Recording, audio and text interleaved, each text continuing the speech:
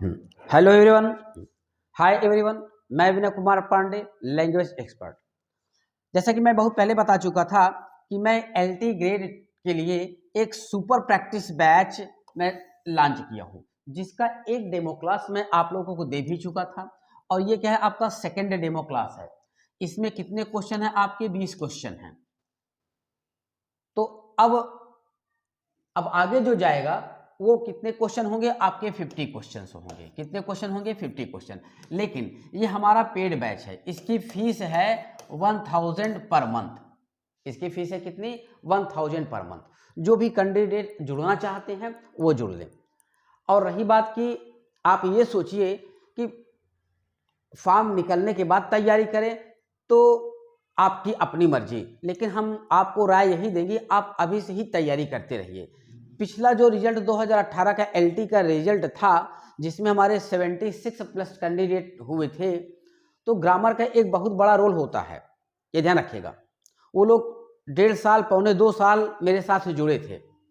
आप देखे होंगे कि ग्रामर ही सिलेक्शन दिलाया है, ध्यान रखिएगा। अकेले आप जो लोग लिटरेचर ही कंटिन्यू पढ़ते रहते हैं या सिर्फ ग्रामर ही पढ़ते रहते हैं, ऐसा नहीं है। दोनों का बराबर हिस्सा है। लिटरेचर का भी उतना ही अहम रोल है और ग्रामर का भी अहम रोल है। लिटरेचर में क्या है, जो रटने की चीज है वो रटने की चीज है। ग्रामर में क्या है, कॉन्सेप्चुअल क्वेश्चन पूछेगा, और कॉन्सेप्ट के लिए आपको रटने की चीज नहीं है, वो कॉन्सेप्ट आप बैठाइए। अब ट्रेंड ये चला है कि आप रटने पे जाएंगे तो आप फ्लॉप हो जाएंगे। ऐसा कॉन्सेप्ट आप तैयार कर लीजिए, चाहे जिस स्तर से क्वेश्चन पूछे, आपको सिलेक्शन लेना ही लेना है। आपका सिलेक्शन होगा ही होगा, ठीक है ना। तो ये ध्यान रखिएगा। अगर आप अभी से तैयारी रहेंगे तो लोक सेवा आयोग आपको ज़्यादा 2.5 से 3 महीने समय देगा। फॉर्म जैसे आएगा तो 2.5 से 3 महीने में करा लेगा। माध्यमिक शिक्षा सेवा चयन बोर्ड की तरह नहीं है कि आपको 8 महीना, 10 महीना, साल, 2 साल, 2.5 साल, एक पंचवर्षीय योजना के बाद आपका एग्जाम होगा। तो ऐसा मत सोचिएगा। ये पहली बार था कि इन्होंने कि बहुत जल्दी एग्जाम कराया था, ठीक है ना। अब ऐसी आप लोग आशा मत करिए। तो जो भी कैंडिडेट अगर जुड़ना चाहते हैं, इच्छुक हैं, किसी को दबाव नहीं है, क्योंकि दबाव से कोई काम होता नहीं है। जिसकी अपनी इच्छा है, मैं कभी किसी को प्रेस नहीं करता हूं कि भैया आप मुझसे पढ़ो ही पढ़ो। जिसकी अपनी इच्छा है वो पढ़े। अब पुराने कैंडिडेट जो पढ़ चुके हैं, जिनका दुर्भाग्यवश किसी कारणवश सिलेक्शन नहीं हो पाया, वो अगर करना चाहते हैं तो मैसेज कर देंगे, ठीक है ना। उनके साथ विचार किया जाएगा। भाई, मर्सी सबके साथ बरती जाती है। लेकिन जो पहली बार कैंडिडेट मेरे साथ एडमिशन ले रहे हैं, उनकी फीस है 1000 पर मंथ, ठीक है ना। और हाँ, अगर कोई रेन एंड मार्टिन भी करना चाहता है तो रेन एंड मार्टिन का भी क्या है, उसकी भी फीस 1000 पर मंथ। कोई भी बैच आप करेंगे 1000 पर मंथ मेरी फीस है, समझे ना। और रही बात की, ध्यान रखिएगा, मैं हमेशा बार बार बोलता हूं कि किसी टीचर के मार्गदर्शन में अगर आप रहते हैं तो आप दी बेस्ट करते हैं। आप अकेले पढ़ेंगे, मतलब सेल्फ स्टडी करेंगे, नो डाउट अच्छी बात है, लेकिन सबका आईक्यू लेवल बराबर नहीं होता है। सबका आईक्यू लेवल बराबर नहीं होता है। अगर किसी अच्छे टीचर का अगर सानिध्य मिलता है तो थोड़ा सा बेहतर कर ले जाता है आदमी। और वही बेहतर जो होता है, 2-4 कुछ, भाई आप ये बताइए, सिलेक्शन किसी का अगर रुकता है तो 125 130 से थोड़ी रुकता है। इसका मतलब वो फॉर्म ही नहीं डाला था। तो ज़्यादा कहते हैं कि क्या बताएं, 1 नंबर से रुक गया, 2 नंबर से रुक गया, ठीक है ना, 1 क्वेश्चन से रुक गया, 2 क्वेश्चन से रुक गया। तो वही 1-2 क्वेश्चन जो होता है, एक अच्छे टीचर के सानिध्य में आप बेहतर कर सकते हैं। एलटी ग्रेड में सब कुछ आता है। ट्रांसलेशन आएगा, लेटर राइटिंग आएगा, ट्रांसफॉर्मेशन आएगा, सिंथेसिस आएगा, स्पॉटिंग एरर आएगा, सब कुछ आएगा। डायलॉग राइटिंग आएगा, सब्जेक्ट वर्ब एग्रीमेंट आएगा। तो सारे कॉन्सेप्ट मैं आपको दे रहा हूं। अभी तो क्या करेंगे, 20 क्वेश्चन में ही कम से कम एक्सप्लेन करने में 1.5 पौने 2 घंटे लग जाते हैं, अगर सही तरीके से उनको सॉल्व कराया जाए। तो देखिए, पहला क्वेश्चन, मैंने जितनी फिल्में देखी हैं, शोले सबसे अच्छी है। तो अब यहां ये मत सोचिएगा कि यहां कंपैरिजन की बात है, तो देन बराबर कंपैरेटिव का बात होगा। तो कंपैरेटिव कहां होता है? जहां 2 की बात होती है, जहां 2 पक्ष होते हैं, चाहे वो समूह की बात हो चाहे पर्सनल की बात हो। लेकिन यहां कोई ऐसा कंपैरिजन तो है नहीं, तुलना हो रही हो। तो ये देन कट गया, ये देन कट गया, ये देन कट गया। तो ऑप्शन क्या बचा? सी बचा। अब इसको बताते ये कैसा सेंटेंस है। तो मैंने जितनी फिल्में देखी हैं, शोले सबसे अच्छी है जितनी मैंने देखी है। तो जितनी मैंने देखी है, अगर इस सेंटेंस को अभी पढ़ाने के समय मैंने बोला कि देखिए, तो क्या इसके आगे वो फिल्म देखना बंद कर दिया? नहीं, मतलब बोलने के समय फिल्म देख चुका है और भविष्य में देख भी सकता है। तो ऐसे कॉन्सेप्ट कहाँ आते हैं? प्रेजेंट परफेक्ट में, कि बोलने के समय प्रेजेंट परफेक्ट का कॉन्सेप्ट क्या होता है कि बोलने के समय कार्य समाप्त हो चुका होता है और आगे जारी रहने की भी बात कर देता है, हो सकता है हो या ना हो। और दूसरा कॉन्सेप्ट होता है कि अगर प्रेजेंट में कोई रिजल्ट उसका दिख रहा है और इमीडिएट उसका रीजन है तो भी प्रेजेंट परफेक्ट में होता है। जैसे वह रो रहा है क्योंकि उसे पीटा गया। अब यहाँ हम ही इज वीपिंग या he is crying because he was beaten यहाँ नहीं कहेंगे, ही हैज बीन बीटन कहेंगे, ठीक, क्योंकि पीटा गया है और उसका परिणाम क्या निकल रहा है? प्रेजेंट में निकल रहा है। तो अब क्या होगा? Sholay is the best movie I have ever watched. इसका मतलब that I have ever watched, that I have ever, जिसे मैंने अब तक देखी है, जिसे मैंने अभी देखी है।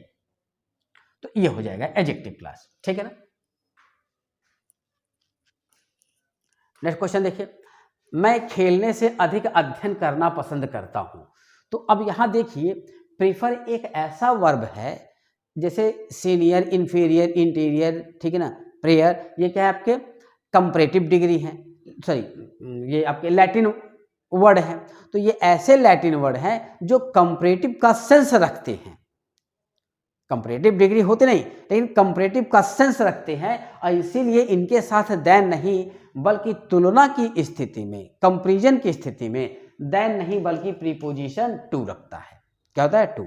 और जो प्रीफर होता है ये लैटिन वर्ड है, जैसे सीनियर, जूनियर, ठीक है ना, ये प्रीफर भी लैटिन वर्ड है जूनियर सीनियर की तरह। तो ये भी अपने साथ देन नहीं लेता है बल्कि क्या लेता है? प्रीपोजिशन टू लेता है, ठीक। तो जब प्रीपोजिशन टू ले लेता है तो ध्यान रखिएगा एक चीज और, कि प्रेफर के बाद जो आपके पसंद तथा नापसंद वाले वर्ब हैं उनके बाद अगर सिर्फ एक नॉन फनेट वर्ब आएगा तो आप जिंड और इन्फिनिटिव दोनों रख सकते हैं। जैसे देखिए, आई प्रेफर टू प्ले, दूसरा है आई प्रेफर प्लेइंग, ठीक है ना, I prefer to play, I prefer playing, मैं खेलना पसंद करता हूं, मैं खेलना पसंद करता हूं, ठीक है ना। तो यहां हो जाएगा। लेकिन अगर तुलना की बात करेगा तो अब चूंकि प्रीफर अपने साथ टू लेता है तो अब यहां टू रख करके एक बेयर इन्फिनिटिव कर दे हम, टू स्टडी, तो ऐसा गलत हो जाएगा। तो अब क्या करना पड़ेगा? जब तुलना की बात आएगी तो ना तो यहाँ इन्फिनिटिव होगा ना तो यहाँ इन्फिनिटिव होगा। अब तुलना की कंडीशन में ध्यान रखिएगा, दोनों नॉन फाइनाइट वर्ब को हमको क्या करना पड़ेगा? जीरंड रखना पड़ेगा। तो ऑप्शन क्या हो जाएगा? बी हो जाएगा, I prefer studying to playing हो जाएगा। अगर तुलना की बात होगी, डबल नॉन फाइनाइट वर्ब आ रहा है तो यहाँ प्रीपोजिशन टू रखा जाएगा और यहाँ भी जीरंड और यहाँ भी जीरंड, इन्फिनिटिव आप कभी नहीं रखेंगे। हाँ, सिर्फ एक अगर रहेगा, आई प्रीफर स्टडिंग या आई प्रीफर टू प्ले, एक नॉन फाइनाइट वर्ब रहेगा तो आप इन्फिनिटिव या जीरंड कुछ भी रख सकते हैं। नेक्स्ट क्वेश्चन देखते हैं। हाँ, इन सभी क्वेश्चंस का आंसर यदि पूर्ण एक्सप्लेनेशन के साथ वीडियो, या ये तो खैर आप लोगों को उसमें दिया हूँ, लाइव क्लास तो चल ही रहा है, के साथ के माध्यम से चाहिए तो आपको इस एप्लीकेशन, तो मेरा एप्लीकेशन ध्यान रखिएगा आप लोगों को मिल ही चुका है, ऑक्सफोर्ड इंग्लिश ग्रामर के नाम पे है, ठीक है ना। और नहीं मिलता है तो आप लोग इसी कोई भी दिक्कत हुआ करे तो आप लोग इस पर मैसेज कर दिया करें, व्हाट्सएप मैसेज, इस पर कॉल नहीं उठती है, कॉलिंग नंबर दूसरा है मेरा, ठीक है ना। तो चलिए देखिए, फाइंड आउट द एरर, तो ये क्या है? Not until you give me my watch I will let you to go, मैं तुम्हें नहीं जाने दूंगा जब तक तुम मेरी घड़ी नहीं दोगे। तो यहाँ क्या हो जाएगा? ऑप्शन सी में गलती है। ऑप्शन सी में गलती ये है कि यहाँ इन्वर्जन रूल लागू होगा। क्या होगा? इन्वर्जन रूल लागू होगा, मतलब विल आई के पहले रखा जाएगा।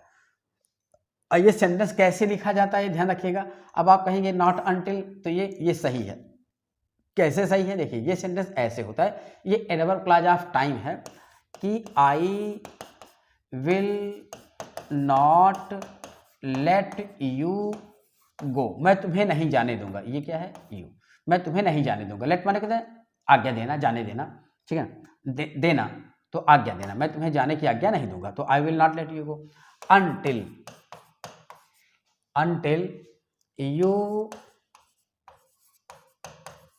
Give me my watch. ये तो समझ गए होंगे आप लोग, तो जब तक तुम मुझे मेरी घड़ी नहीं दोगे, until you give me my watch, जब तुम मेरी घड़ी नहीं दोगे तब तक मैं तुम्हें नहीं जाने दूंगा। तो अब until के बाद तो नॉट तो आता नहीं है, तो अब ये क्या है, एडवर्ब क्लॉज ऑफ टाइम है।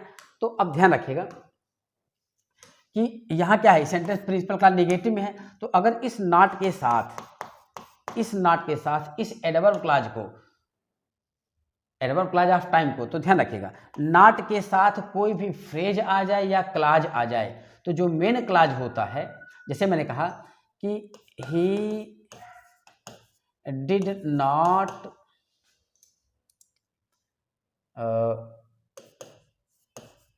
Tell me a single word, उसने मुझे एक शब्द भी नहीं बोला, है ना। तो अब क्या है, यहां नॉट है, तो अगर हम ये ऐसे लिखें कि नॉट ए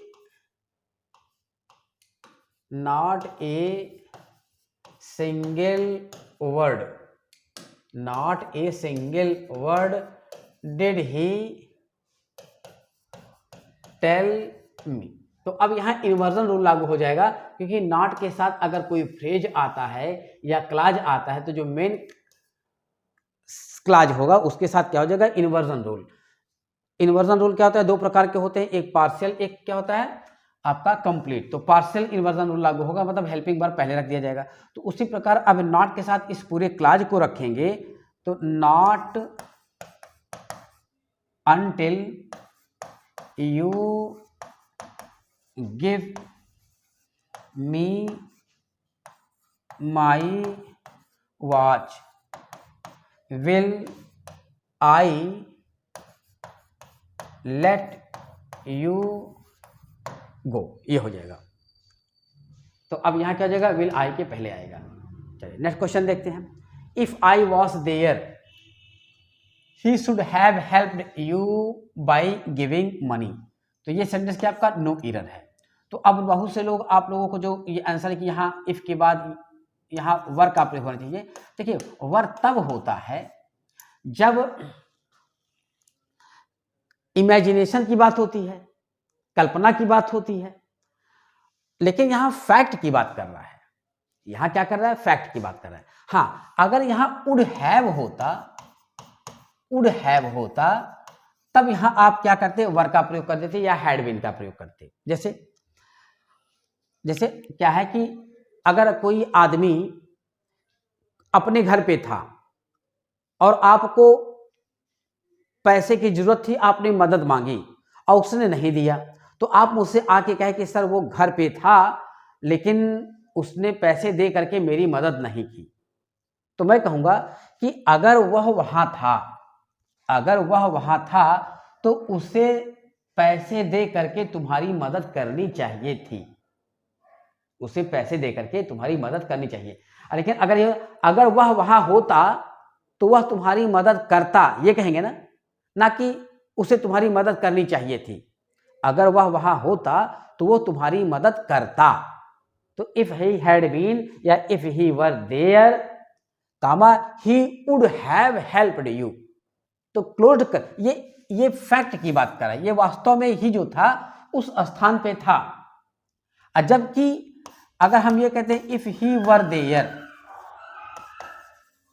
वर देयर, या हमने कह दिया इफ ही हैड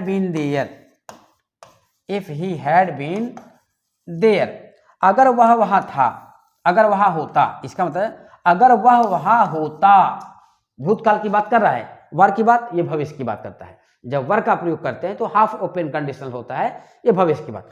तो अब रही बात कि अगर वह वहां होता तो वह तुम्हारी मदद करता, ही would have helped you, he would have helped you. देखिए इसका हिंदी में क्या करें, अगर वह वहां होता तो वह तुम्हारी मदद करता। इसके साथ आप ये नहीं कहते कि उसे तुम्हारी मदद करनी चाहिए थी, जबकि यहां क्या है, अगर वह वहां था तो उसे तुम्हारी मदद करनी चाहिए थी। तो ये फैक्ट की बात कर रहा है, यहां वर का प्रयोग करेंगे तो 100% गलत हो जाएगा। तो सजेशन शुड हैव की बात अगर आएगी तो ध्यान रखिएगा, should have plus past participle. तो यहां ध्यान रखेगा, यहां फैक्ट की बात करेगा, वहां ये पास्ट की इम्पॉसिबल कंडीशन की बात नहीं करेगा, ये फैक्ट की बात करेगा, वो वास्तव में वो काम हुआ था। समझे ना? इस पे बेस्ड और भी क्वेश्चन हम दे देंगे कंडीशन सेंटेंस में। तो चलिए हम लोग नेक्स्ट क्वेश्चन देखते हैं। हाँ, where is the salutation placed in letter to the editor.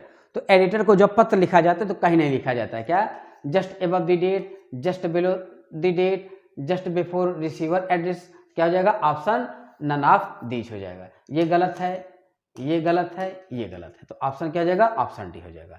Next question देखिए, which of the following statement is incorrect. इनमें से कौन सा स्टेटमेंट क्या है आपका इनकरेक्ट है, ये आपको देखना है। तो इसमें से कौन सा है आपका ऑप्शन? ये ऑप्शन ए है। Letter to the editor must be written in one single paragraph. यही क्या है? इनकरेक्ट है। बाकी सारे के सारे आपके ये सही है, ये सही है, ये सही है, यही ए क्या है? ये गलत है। तो ऑप्शन क्या हो जाएगा? ए आप करेंगे। ठीक है ना? मतलब कह रहा है कि कौन सा स्टेटमेंट गलत है, which of the following statement, मतलब इन कथन में से कौन सा गलत है। तो आपका ये कि एक ही पैराग्राफ में हो जाना चाहिए, तो ऐसा नहीं होता है। ठीक है ना? नेक्स्ट क्वेश्चन देखिए, क्या लिखा है? Choose the correctly punctuated sentence. मतलब जो सही तरीके से पंक्चुएशन का कॉन्सेप्ट है उसको आप देखना है। तो यहां क्या लिखा है आपका? देखिए, सी नीड्स दीज डॉक्यूमेंट्स सेमीकोलन। तो सेमीकोलन से ध्यान रखिएगा, दो सेपरेट क्लाज जुड़ते हैं, दो इंडिपेंडेंट क्लाज जुड़ते हैं और उनसे क्या बनता है? कंपाउंड सेंटेंस बनता है। यहां देखेंगे कॉलन का प्रयोग हुआ है, तो कॉलन का प्रयोग वहां होता है जहां पूर्व के सेंटेंस को व्याख्यायित किया जाता है या सूची की बात करता है। जैसे यहां लिखा है कि सी नीड्स दीज डॉक्यूमेंट्स, तो ऑप्शन बी आपका सही है। देखिए, अब डॉक्यूमेंट्स में क्या क्या आएगा? हर passport, driving licence and bank statements. तो ये किस में आएगा? ये डॉक्यूमेंट्स में आएगा। जैसे आप देखते हैं एग्जाम्पल लिखा होता है नाउन कॉलन, यहां लिख दिया गया cow, dog, comma, pen and a book. तो अब ये क्या है? ये भी नाउन है, ये भी नाउन, तो ये क्या है? नाउन में शामिल है ना चीज। जैसे कह दूं कि आई वॉन्ट, जैसे मैं लिख दूं आई वॉन्ट द फॉलोइंग, मैं निम्न चाहता हूं या मैं ये चीज चाहता हूं। तो मैं निम्न चाहता हूं तो क्या कर देंगे? जैसे pen, a book, some rupees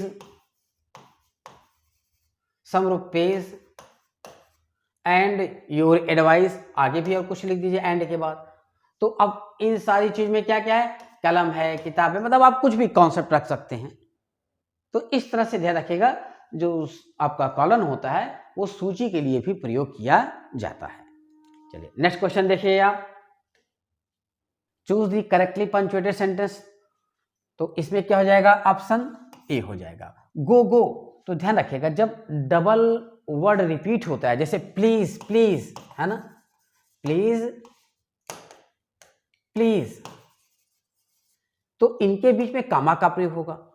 ठीक, अब उसके बाद अगर सेंटेंस आ रहा है और कोई कंजंक्शन नहीं आ रहा है तो वहां क्या रखा जाएगा? आपका सेमीकोलन। तो क्योंकि ये इंपरेटिव सेंटेंस होता है, ये इंपरेटिव सेंटेंस होता है और ये भी आपका सेंटेंस सिंपल आ सकता है, कुछ भी आ सकता है। तो दोनों वाक्यों को जोड़ने के लिए क्या करना पड़ेगा? सेमीकोलन। और सेमीकोलन से जब दो वाक्य जुड़ते हैं तो वो क्या होते हैं? आपके कंपाउंड सेंटेंस। जब आप सेमीकोलन पंक्चुएशन पढ़ेंगे तो सेमीकोलन क्या होता है? वो दो इंडिपेंडेंट क्लॉज को जोड़ता है, दो इंडिपेंडेंट, और जब दो इंडिपेंडेंट क्लास जुड़ते हैं तो वो क्या बनते हैं आपके कंपाउंड सेंटेंस। सबऑर्डिनेट क्लास जुड़ता है प्रिंसिपल क्लास से तो वो क्या होता है कॉम्प्लेक्स सेंटेंस होता है।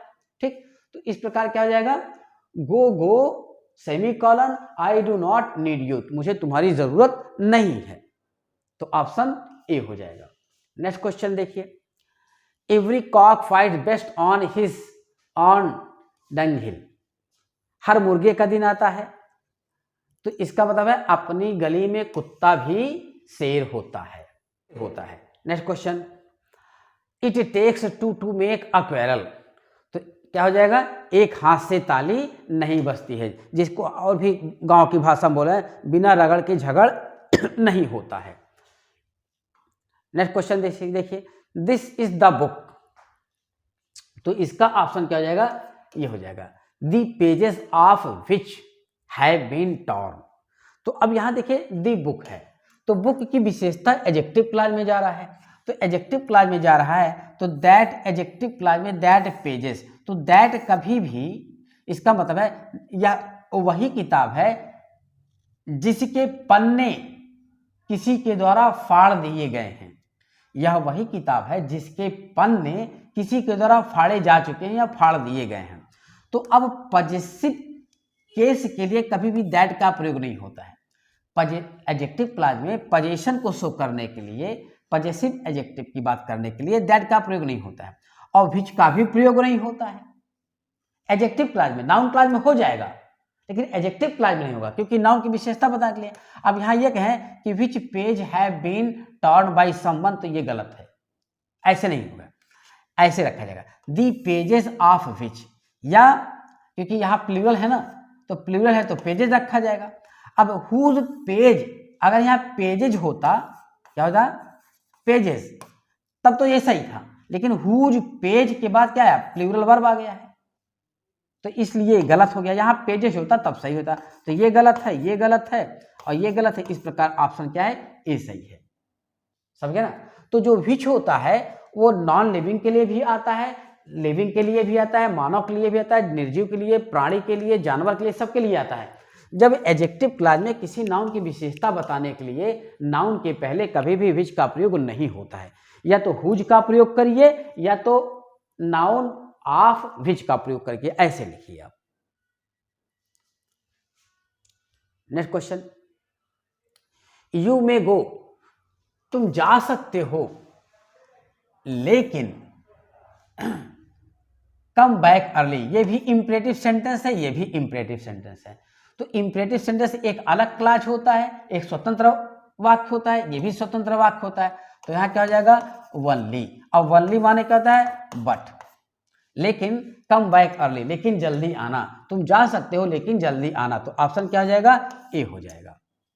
Question number next, find out the correct sentence, सही सेंटेंस को आप पता लगाओ।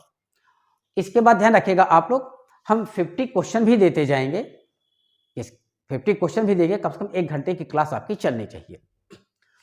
Only when he abused me did I slap him, तो ऑप्शन क्या है, ए सही है।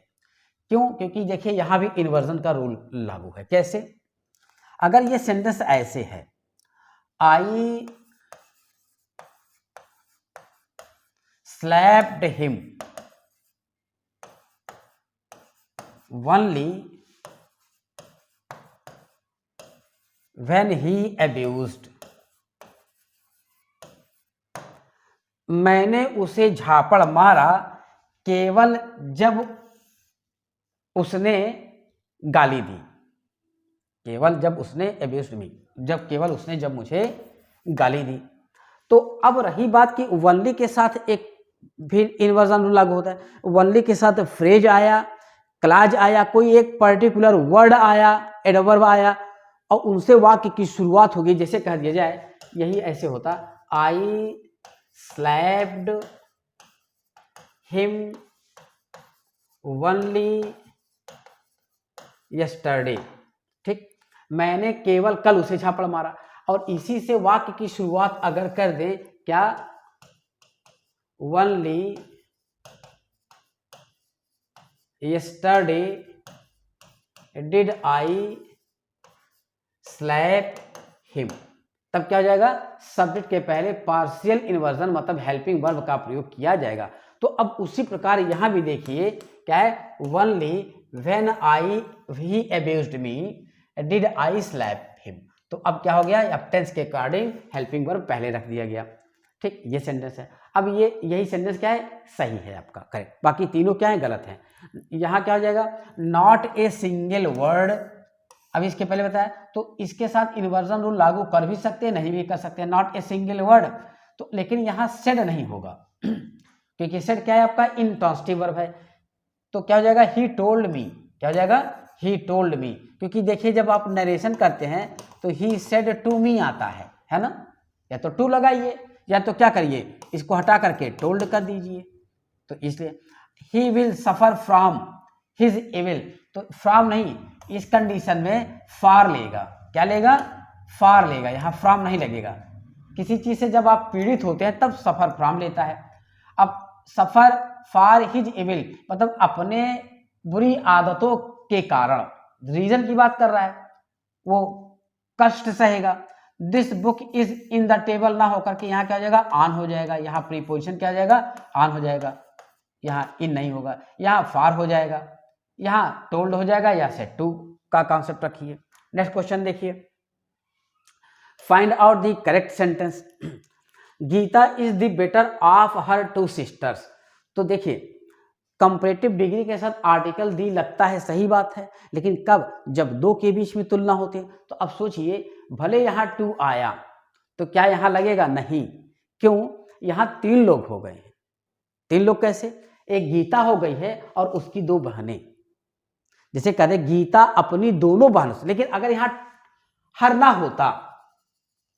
होता, ये कहता है गीता दोनों बहनों में से, सुनिएगा ध्यान से, गीता दोनों बहनों में से अधिक अच्छी है। तो इसका मतलब है गीता दोनों बहनों में से, इसका मतलब गीता है एक गीता है और दूसरी कौन है, सीता है। लेकिन अगर कह दिया जाए गीता अपनी दोनों बहनों से, तो अब सोचिए क्या उसमें गीता शामिल है, नहीं, उसमें गीता शामिल नहीं है।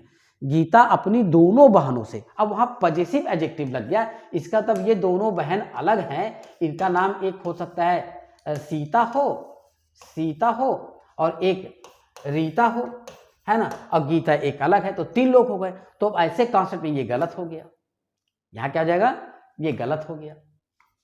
तो ये सेंटेंस गलत हुआ। अब Geeta is the best of all other sisters, यहां इसलिए होगा गीता अपनी सभी बहनों में से सबसे अच्छी है। तो जब ऑफ आया तो यहां ऑल आएगा, तो सुपरलेटिव डिग्री के कॉन्सेप्ट में अदर नहीं आएगा। कंपैरेटिव डिग्री का कॉन्सेप्ट में ऑल अदर आ जाएगा। जैसे कहते हैं he is better than all other students, he is better than all other students. तो ये सही है, लेकिन यहाँ सुपरलेटिव डिग्री आ गया, तो सुपरलेटिव डिग्री कॉन्सेप्ट में सिर्फ क्या जाएगा, ऑल प्लस नाउन आएगा, अदर का प्रयोग आप नहीं करेंगे। दूसरी चीज, Geeta is more clever than wise, Geeta is more clever than wise. तो अब जब एक ही व्यक्ति के दो गुणों की तुलना की जाती है, किसकी की जाती है, दो गुणों की तुलना की जाती है, तो जो पहला आपका कॉन्सेप्ट होता है, जो देन के पहले कंपैरेटिव डिग्री आता है, उसके साथ हम मोर का प्रयोग करते हैं। अब बाद वाले के साथ को पॉजिटिव डिग्री में ही रखते हैं। दोनों पॉजिटिव डिग्री रखा जाएगा, लेकिन जो पहला पॉजिटिव डिग्री होगा उसके साथ मोर का प्रयोग कर दिया जाता है, क्योंकि यहाँ एडवर्ब की कॉन्सेप्ट है। भाई क्लेवर क्या है, एडजेक्टिव है। एडजेक्टिव विशेषता बताने के लिए हम लोग कंपैरेटिव डिग्री की विशेषता बताएंगे हम। जब दो व्यक्तियों के बीच में तुलना होती है तब कंपैरेटिव डिग्री आता है, देन लेता है। जैसे Geeta is cleverer than Sita. अब यहां इसलिए गलती है इसमें, सो फास्ट गीता रैन, नहीं, यहां क्या आ जाएगा, सो फास्ट, ठीक है ना, did Geeta run, did Geeta run, that, ये मैंने आप लोगों को कहां पढ़ाया है, एडवर्ब क्लॉज ऑफ रिजल्ट में, that she overtook me, Geeta इतनी तेज दौड़ी कि उसने मुझे पीछे कर दिया, मतलब ये आगे चली गई। तो जब ये एडवर्ब प्लस सो से वाक्य की शुरुआत होगी तो यहाँ भी पार्शियल इन्वर्जन रूल लागू होगा, मतलब हेल्पिंग वर्ब और सब्जेक्ट के अकॉर्डिंग हेल्पिंग वर्ब पहले रख दिया जाता है सब्जेक्ट के पहले। नेक्स्ट क्वेश्चन देखिए, Jacob dad dash are you kidding, क्या तुम मजाक कर रहे हो, it is only June now, what do you mean, तुम्हारा क्या मतलब है, what is wrong with June, don't you know, क्या तुम नहीं जानते हो, that you should trim your roses only in the beginning of winter when it is not the flowering season. तो अब देखिए ट्रिम माने क्या होता है, मतलब काट छांट करना, कटाई छटाई करना, मतलब सुव्यवस्थित करना। तो क्या तुम मेरी मदद कर सकते हो कटाई छटाई में, the roses in the garden next week, अगले सप्ताह। ठीक, तो अब ध्यान रखिएगा यहाँ ट्रिम क्या है आपका, वर्ब बेयर इन्फिनिटिव है, हेल्प प्लस ऑब्जेक्ट के बाद, हेल्प प्लस ऑब्जेक्ट के बाद आप बेयर इन्फिनिटिव भी रख सकते हैं और फुल इन्फिनिटिव भी रख सकते हैं। तो यहाँ इन्होंने बेयर इन्फिनिटिव रखा तो भी सही है आपका। तो यहाँ क्या हो जाएगा आपका option, can you help me trim the roses in the garden next week, ये हो जाएगा ऑप्शन ए। ठीक, चलिए नेक्स्ट क्वेश्चन देखते हैं। हाँ, चूज द मिस स्पेल्ड, तो प्रिपेरेटरी प्रारंभिकी होता है, एमिजरी दूत होता है, ये क्या हो जाएगा प्रोमिसरी। तो इसमें क्या हो जाएगा, PROMISSORY,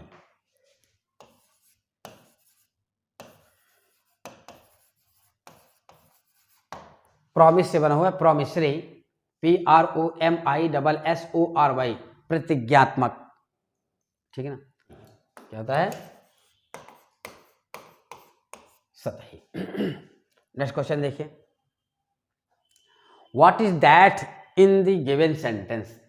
ठीक है ना, तो यहाँ ये क्या है आपका एडवर्ब है। यहाँ दैट का मतलब, जब ये एडवर्ब होता है तो इसका मतलब होता है वेरी, कहता है very. Let us wait here a little, तो ये ए लिटिल क्या है, एडवर्ब ऑफ क्वांटिटी है।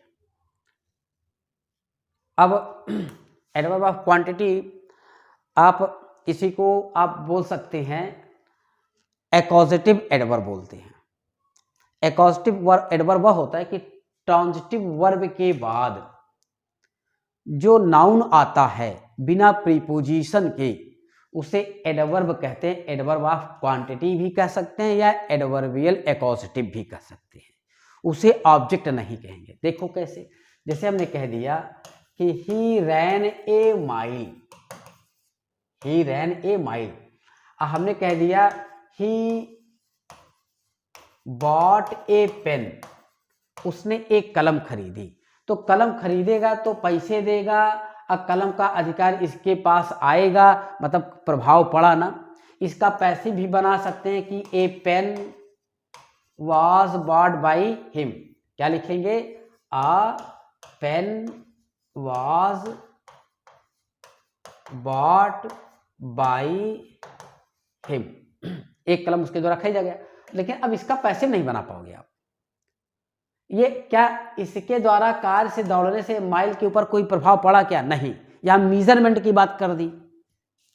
तो अब इसे क्या कहा जाता है, एरिया, तो आप एडवर्बियल एक्वजिटिव कहिए या इसे क्या कहिए, एडवर्ब ऑफ क्वांटिटी, मतलब एडवर्ब की जो क्वांटिटी है आपकी।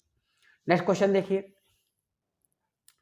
Transformation, the people could not move me the hospital and the doctor operated on me at home. तो ध्यान रखिएगा ये ऑप्शन आपका ए हो जाएगा, क्योंकि देखिए द पीपल, ये ऑब्जेक्ट क्या है, मी है। यहां भी the doctor operated on me, ये भी क्या है आपका, इसका ऑब्जेक्ट है। तो अब ये ध्यान रखिएगा ये फ्रेज है, ऑब्जेक्ट है, ये फ्रेज रहा। तो the doctor operated on me at home, घर पर ही मेरा ऑपरेशन किए। तो अब रही बात की इसका जब पैसिव बनाएंगे तो देखो इस वर्ब का भी ऑब्जेक्ट है और इस वर्ब का भी ऑब्जेक्ट है, तो सब्जेक्ट बनेगा। तो क्या करेंगे, I could not be moved to the hospital, मतलब मुझे हॉस्पिटल नहीं ले जाया जा सका। एंड अब यहाँ क्या था, आई था, है ना। तो अब दोनों का सब्जेक्ट जब सेम हो गया तो क्या करेंगे, इसको हटा देंगे तो सेंटेंस आपका गलत होगा। And was operated on at home by the doctor, तो ऑप्शन ए हो जाएगा, बाकी और कोई भी आपका ऑप्शन सही नहीं है। ठीक है ना। नेक्स्ट क्वेश्चन देखिए, synthesis. I met a person, मैं एक आदमी से मिला, वह कार चलाता है, इट इज हिज प्रोफेशन, यह उसका व्यवसाय है। ठीक है ना। तो अब यहां क्या करेंगे, I met a car driving person, option B सही है, क्योंकि यहां उसका पेशा है। अगर जिस समय मिला था उस समय अगर आदमी कार चलाता होता तो आप ऐसे कहेंगे कि आई मेट या आई सा a person driving the car, मतलब कार चलाते हुए एक आदमी से मैं मिला या देखा। तो मतलब जिस समय मिला उस समय आदमी क्या कर रहा था, कार चला रहा था। तो यहाँ में मतलब जो उसका कॉन्सेप्ट है ग्रामर का, ठीक है ना, शाब्दिक तो ग्रामेटिकली वर्ड फ्रेमिंग तो सही था, लेकिन इसका जो सेंस है वो गलत होता। भाई वो कार चला रहा तो कैसे मिल लेते आप, ठीक है ना। तो वहाँ आप देखा ज़्यादा शब्द रहता कि आई सा a person driving A car. तो मैंने एक आदमी को देखा कार चलाते हुए, मतलब वो जिस समय मैं देखा उस समय आदमी क्या कर रहा था, कार चला रहा था। लेकिन यहाँ क्या है, जिस समय मैं मिला, ठीक है ना, वो कार चला नहीं रहा था, वो उसका पेशा है। I met a car driving person, ये इसका क्या है, पेशा है। तो ऐसे कॉन्सेप्ट में क्या कर दिया जाएगा, ये कॉन्सेप्ट रखा जाएगा। आई ए कार ड्राइविंग, ये गलत है। और जब भी ये ऐसा रखा जाएगा तो इसको हाइफन के साथ रखेंगे आप, नहीं तो गलत हो जाएगा। क्योंकि ए पर्सन, ये आर्टिकल ए आया, पर्सन की बात, और कार ड्राइविंग की बात है, ये तो इसका है, क्या है, एक पेशा है, इंटरनल क्वालिटी है। तो इसको क्या किया जाएगा, हाइफन में रखा जाएगा। तो इस प्रकार आप लोग क्या करिए, मेहनत करिए भाई, समझे ना। तो चलिए डेली आपको ये देते जाएंगे हम।